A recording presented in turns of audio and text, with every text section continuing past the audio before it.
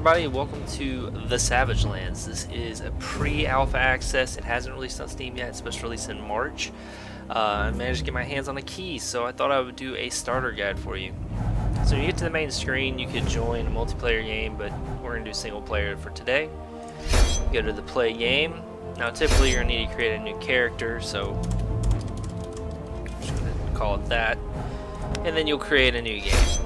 Again, it's going to fill in the date and time.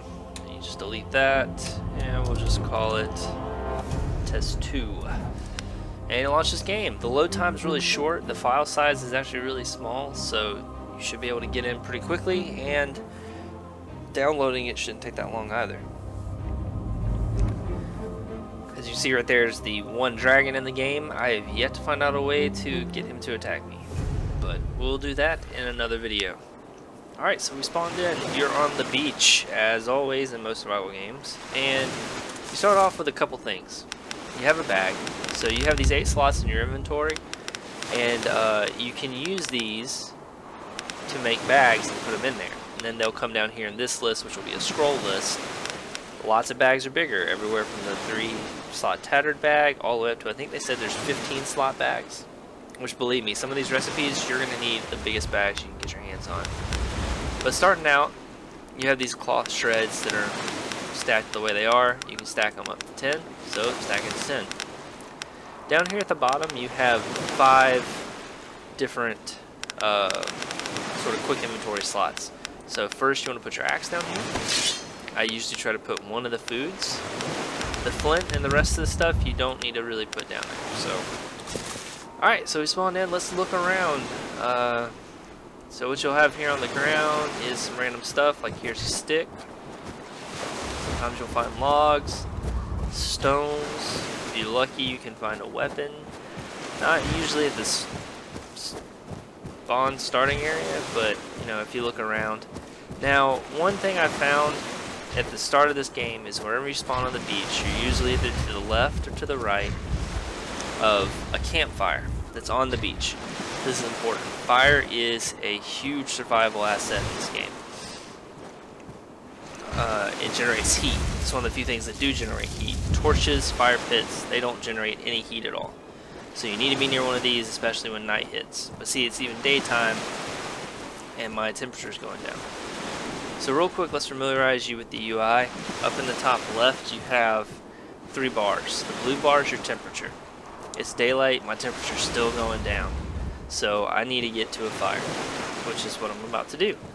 When you walk up to the fire, you'll notice your bar flash for a second, and then it starts going back up. Now in the fire, you can make certain items. Mainly, you need the fire to make your meat.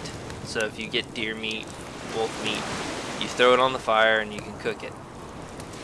So you just stay around here until you get to 100. Now let's go to the next bar. You have the red bar. The red bar is your health, literally sort of a blood value. As you take damage, the bar is going to drop. If you're bleeding, the bar will drop continuously. If you're starving, the bar will also drop. If you're hungry, or if you're freezing, the bar will drop as well. So making sure you keep an eye on your freezing and hunger is important. And it takes us to the last bar, the yellow bar. This is your energy / hunger, which is an interesting choice, but I mean it makes sense. If you exert yourself a lot, you're going to get hungry. But, so anyway, by doing actions, walking, running, swinging your axe, these all burn energy, and you have to replenish it by eating food. That's the only way you can replenish it. You can't sit down, can't rest, none of that.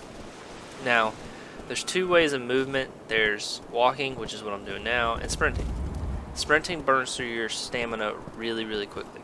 So I recommend, for the most part, you walk everywhere. Now, for example, my heat's a little low, and my energy's low. So I'm just going to eat these berries.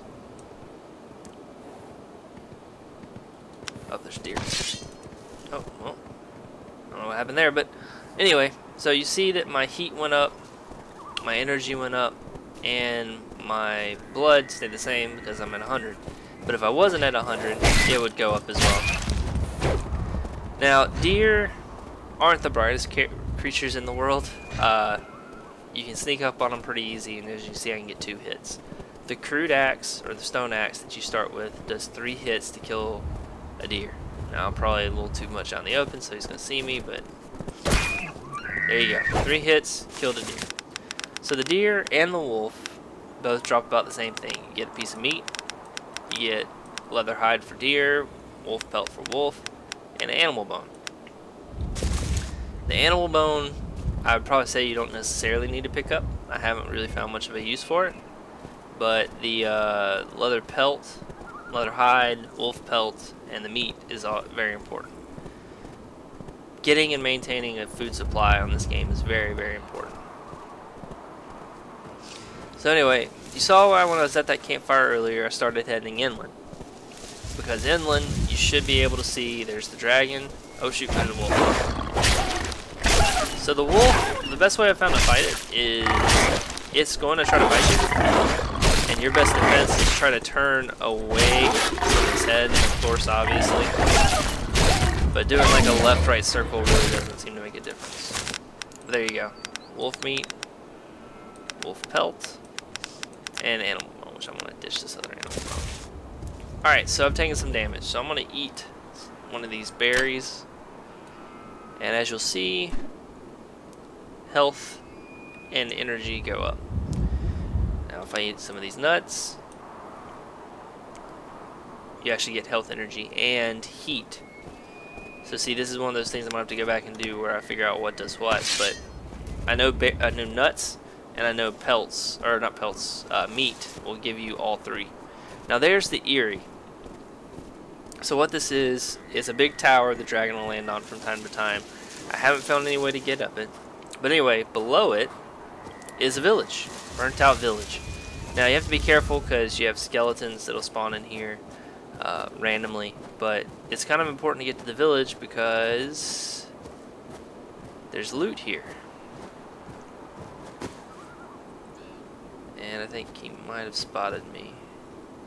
But anyway, as you can see, he's got that big club. If I kill him, I'll get that club. So let's give it a shot.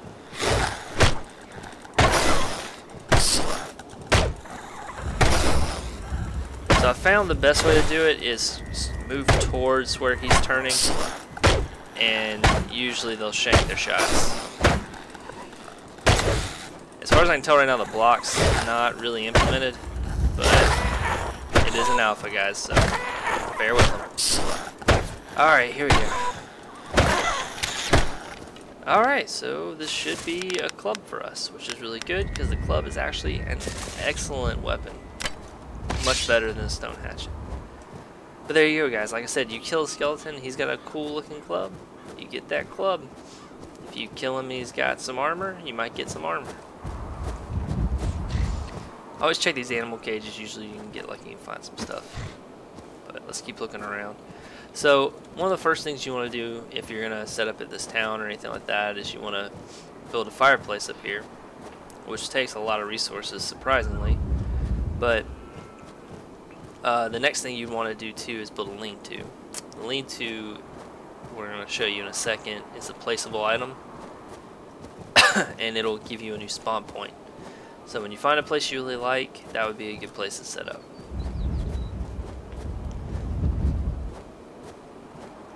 I'm not having much luck finding anything here. I go to the town hall. Usually you can find a piece of armor or something in here. Here you go. What's this? Oh, cured meat. Alright, we'll check one more house and then we'll get on to building some stuff.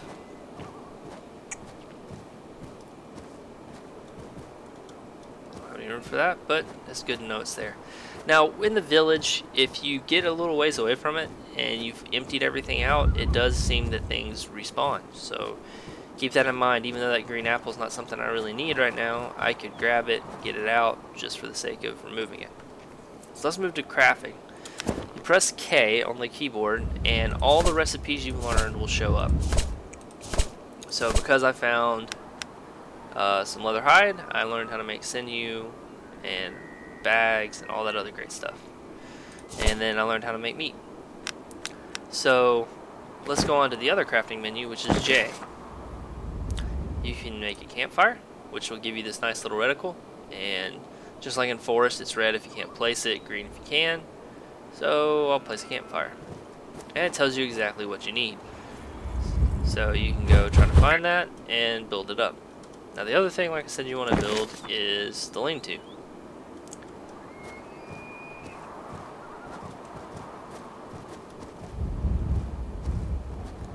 And any second now.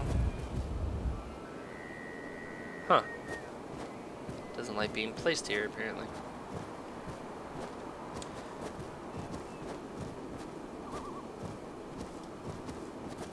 There we go. Lean-to. So there you go. There's a basic camp I've built right here, and I just need to get the items for it. Alright. Well, this has been a basic introduction to how to get started in this alpha game. And once you get here and start getting your camp up, just run around and try to survive. This has been Our Runner. I hope you liked the video and subscribe. See ya.